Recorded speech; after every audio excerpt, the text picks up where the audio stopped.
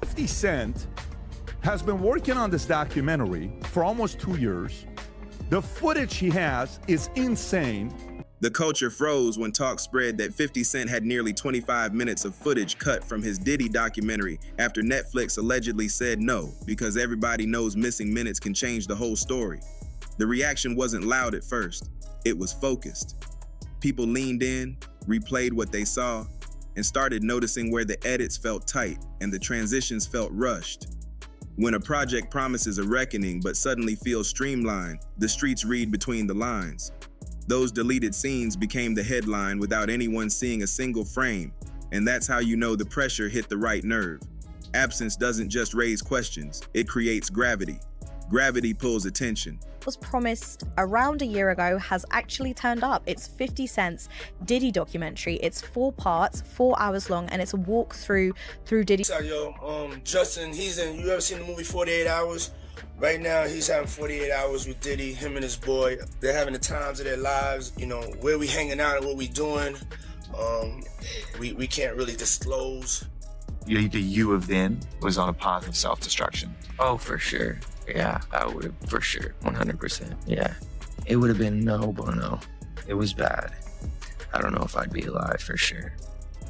It was dark. What made the situation feel serious was how plausible it sounded. Streaming platforms don't move on vibes, they move on risk. Legal exposure, brand protection, and market comfort shape every final cut. When rumors say Netflix said no, people don't hear censorship, they hear negotiation. Negotiation means something was on the table. And when something gets negotiated off the table, it's usually because it adds weight. The idea that 25 minutes existed suggested a deeper layer, context that complicated the narrative, scenes that slowed the pace, details that demanded reflection. Reflection doesn't always sell as clean as momentum, and momentum keeps viewers moving. That's the trade-off the culture instantly clocked. Social feeds turned into edit rooms. Fans debated where those minutes might have lived, interviews that lingered too long, timelines that overlapped uncomfortably, names that weren't expanded, connections that needed explanation. Nobody needed proof to feel the cut. The doc moved like a highlight reel at times, and highlights are choices. Choices tell stories. The streets respect craft, but they also respect completeness. When completeness feels compromised, curiosity spikes. Curiosity doesn't fade, it waits. Did they talk about the man who nutted on his nipples? I didn't hear the nut on the nipples. 50 was not about to put that nasty. Not talk about the nut on the nipples, but they do have jurors in there that He talk should have about. put that after the sanitizer. The chatter framed the cut footage as the darker context, not because it had to be shocking, but because darkness often means nuance. Nuance asks the audience to sit still. Platforms prefer movement.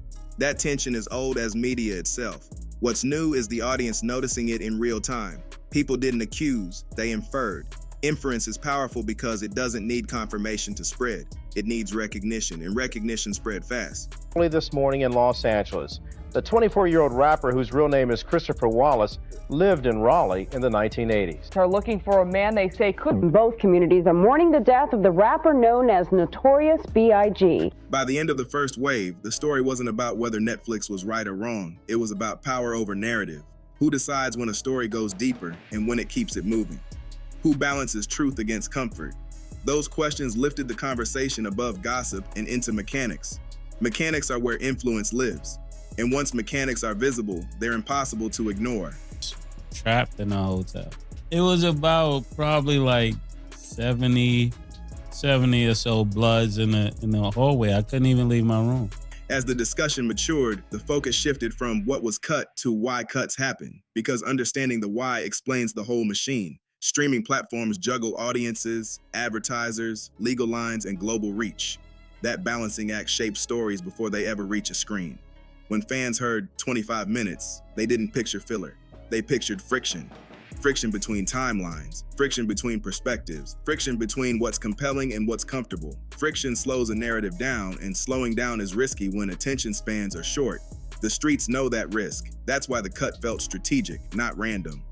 When Puff had got on a plane and left Mace, we went and got him and let him, some dudes from Black Hands, we went and got Mace. Mace came down, went to his car, and he got... The culture also recognized how edits can sanitize without lying. You don't need to remove facts to change impact, you just compress them. Compression turns complexity into simplicity. Simplicity plays better, but simplicity can flatten reality. Craig after Craig, era after era, audiences have seen stories end where the hard parts begin. This moment felt like another chapter in that pattern. Not scandal for shock, pattern for pressure. Patterns don't accuse, they repeat, and repetition convinces. What really fueled the fire was the idea that missing minutes can reshape tone. Tone decides how viewers feel. Feeling decides what sticks. If the tone stays brisk, viewers leave energized. If the tone slows, viewers leave reflective. Reflection can be uncomfortable. Uncomfortable doesn't trend, but it matters. The rumor that those minutes added dark context suggested a tonal shift the platform wasn't ready to carry. That possibility alone kept the conversation alive. And Jay-Z denying any wrongdoing, Jay-Z calling the allegations frivolous, fictitious, and appalling. What's that? That's Mob King? Niggas feeling marvelous, you heard? You gotta get the shoes though. Y'all know what it is. Fans started comparing the documentary to others, noticing how final acts often avoid dwelling on consequences. The avoidance doesn't erase consequences, it relocates them into silence. Silence then becomes the loudest character in the room. The streets hear silence clearly. They hear it in jump cuts, in missing follow-ups, in questions that never get asked. That hearing sharpened here. People weren't mad, they were alert. Alert audiences are the hardest to manage. By this stage, the scandal had turned into a masterclass on editing power. Who holds the scissors shapes the story. The creator may bring footage, but the platform brings permission. Permission decides the ceiling. When a ceiling appears, viewers feel it even if they can't see it. And feeling a ceiling changes trust. Trust is everything in documentaries. Once trust wobbles, viewers start asking better questions. Better questions raise standards, and raised standards push future projects to be braver or clearer. Justin, you ever seen the movie 48 Hours? Right now, he's having 48 hours with Diddy, him and his boy. They're having the times of their lives, like where we hanging out and what we doing. We can't really disclose. The you of then was on a path of self-destruction. Oh, for sure. Yeah, I would have, for sure, 100%. Yeah. It would have been no bueno. It was bad. I don't know if I'd be alive, for sure.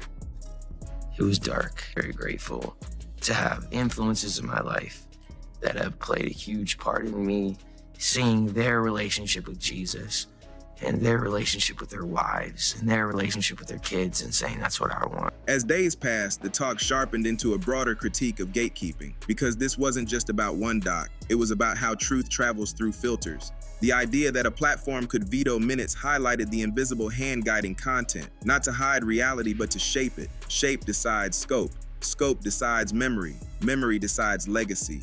That chain reaction explains why people cared so much about unseen footage. It wasn't morbid curiosity, it was historical concern. What gets remembered depends on what survives the cut.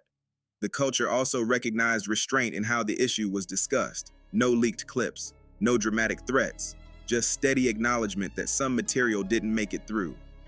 That restraint made the rumor feel grounded. When noise stays low and curiosity stays high, credibility grows. Fans trusted the implication because it wasn't overplayed. The absence spoke calmly and clearly. Calm is persuasive. Another layer emerged around audience evolution.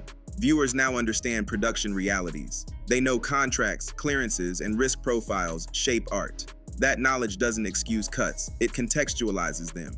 Context helps people argue smarter. Instead of yelling censorship, they asked, whose comfort? Whose risk? Whose benefit? Those questions don't go away after one project. They follow the platform, they follow the genre, they follow the era. That's impact beyond clicks. People also debated whether the missing minutes might surface later. Bonus cuts, expanded editions, another platform. Even the possibility of later release kept interest alive. Anticipation thrives on withheld material. Withholding creates demand. Demand creates leverage. Leverage changes negotiations next time. That's how audiences gain power quietly. They don't boycott, they wait.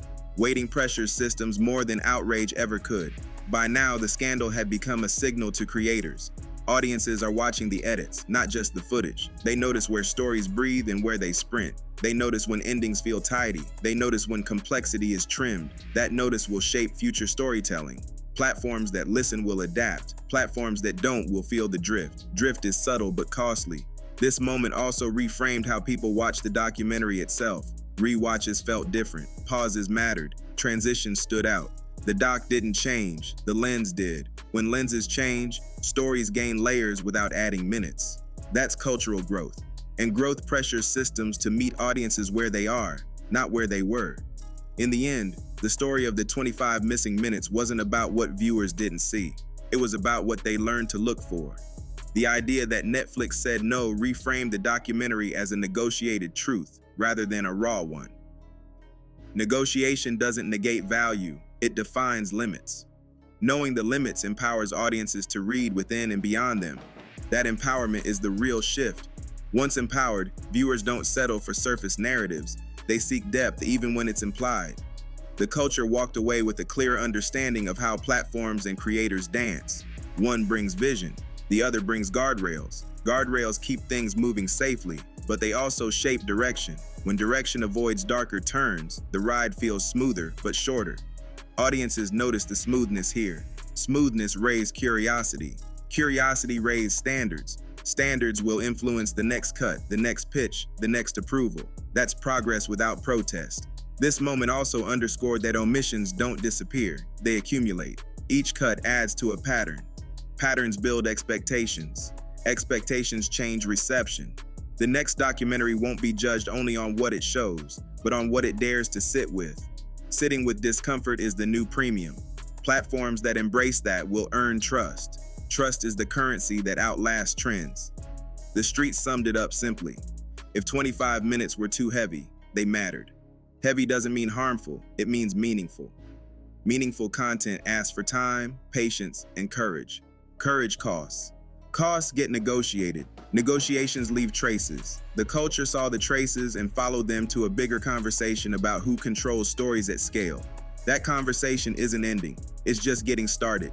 If this breakdown helped you read the edits differently and understand why missing minutes can matter more than runtime, hit that like button and subscribe so you don't miss the next deep dive when the culture watches the cuts as closely as the clips.